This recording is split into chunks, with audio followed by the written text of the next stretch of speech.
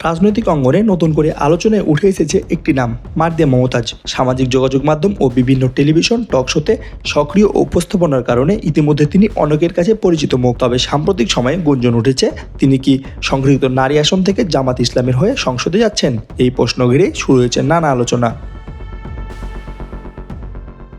পেশায় একজন প্রকৌশলী মারদিয়া মমতাজ। তিনি ভর্তি হয়েছিলেন বাংলাদেশ প্রকৌশলী বিশ্ববিদ্যালয় তথা বুয়েট থেকে। পরিবারের শুরুতে আপত্তি ছিল, ইট কাঠ পাথর আর মাপযোগ নাকি নারীর কাজ নয়। তার বাবা চেয়েছিল মেয়েকে ডাক্তারি পড়াতে, এমনকি ঢাকা মেডিকেল কলেজে ভর্তি করানোর ইচ্ছাও ছিল। কিন্তু নিজের আগ্রহ ও বিশ্বাসে অটল থেকে তিনি প্রকৌশলী বেছে নেন। তার বক্তব্য, ইসলাম নারীকে ঘরের ভেতর আবদ্ধ রাখতে বলে না, বরং প্রয়োজন হলে সমাজের প্রতিটি ক্ষেত্রে দায়িত্ব পালনেরও সুযোগ দেয়।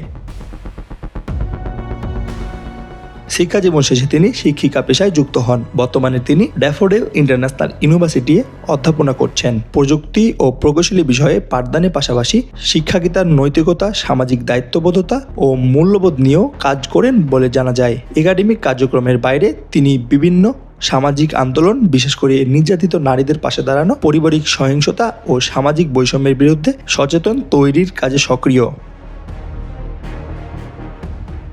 ধর্মীয় ও সামাজিক মূল্যবোধ ভিত্তিক বক্তব্যের কারণে তিনি ইসলামপন্থী পরিমণ্ডলেও পরিচিত। ইকামাতে দিনের দায়িত্ব পালনের কথাও তিনি প্রকাশ্যে উল্লেখ করেন। একই সঙ্গে সংসার, সন্তান ও পেশাগত দায়িত্ব সমানতালে সামলানোর বিষয়টি তিনি নারীর ক্ষমতার উদাহরণ হিসেবে তুলে ধরেন। সম্প্রতি একটি সাক্ষাৎকারে তিনি বলেন, সমাজ রাজনীতিতে নারীর অংশগ্রহণ কেবল প্রতীক হলে চলবে না, নীতি নির্ধারক পর্যায়ে সক্রিয় ভূমিকা রাখতে হবে।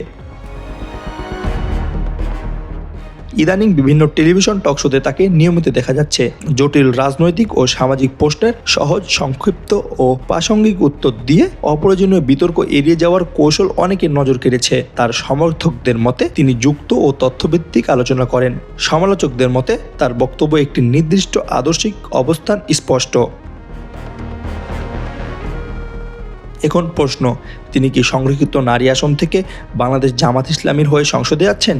দলীয় সূত্রে আনুষ্ঠানিক ঘোষণা না এলেও রাজনৈতিক অঙ্গনে এমন সম্ভাবনায় আলোচনায় রয়েছে।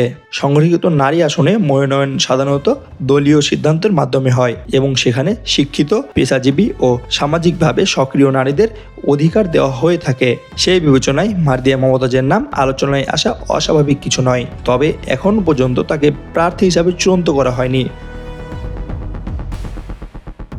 রাজনৈতিক বিশ্লেষকদের মতে সাম্প্রতিক সময়ে নারী নেতৃত্ব ও শিক্ষিত পেশাজীবী মুখ সামনে আনার কৌশল বিভিন্ন দলই নিচ্ছে। যদি তিনি মনোনয়ন পান তবে তা হবে একাডেমিক ও সামাজিক পরিচয়ের একটি নতুন অধ্যায়। আর যদি নাও পান তবুও তার সক্রিয়তা তাকে জনপরিসরে প্রভাবশালী কণ্ঠ হিসাবে প্রতিষ্ঠিত করেছে। মারদিয়া মমতাজ কেবল একজন প্রকৌশলী বা শিক্ষিকা নন, তিনি নিজেকে একজন সচেতন নাগরিক, মূল্যবোধ ভিত্তিক সমাজকর্মী হিসাবে উপস্থাপন করেছেন। সংসদে যাচ্ছেন কিনা তার চেয়ে বড় প্রশ্ন হলো, ভবিষ্যতে তিনি জাতীয় রাজনীতিতে কতটা সক্রিয়, প্রভাবশালী ভূমিকা রাখবেন। সময়ই তার উত্তর দেবে। আবু সাইদ, ঢাকা ওয়েস্ট 24।